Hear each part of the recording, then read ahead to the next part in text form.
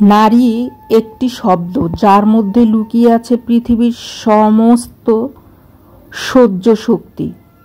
জন্ম থেকে মৃত্যু পর্যন্ত প্রতিটি ধাপেই সমাজে তাকে নিয়মের বেড়াজালে বেঁধে রাখে। কখনো মেয়ের নামে, কখনো স্ত্রী, কখনো মায়ের। ছোট্টবেলায় খেলতে গেলেও শুনেছে, তুমি মেয়ে, এটা তোমার কাজ না। স্বপ্ন দেখতে গিয়েও তাকে থেমে যেতে হয়েছে। বলেছে, এইটা ছেলেদের জন্য।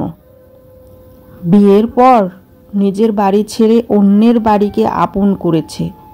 নিজের স্বপ্নগুলোকে চাপা দিয়ে সংসারের সব স্বপ্ন গড়েছে।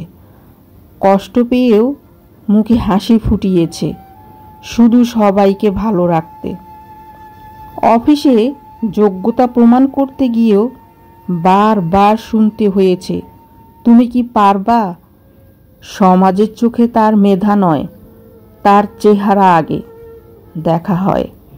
এই সমাজ নারীর কষ্ট বোঝে না, কারণ সে সব কিছু সহ্য করে, চুপ থাকে।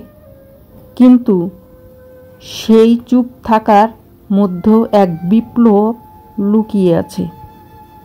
সেই বিপ্লব একদিন সবাইকে নাড়া দিবে।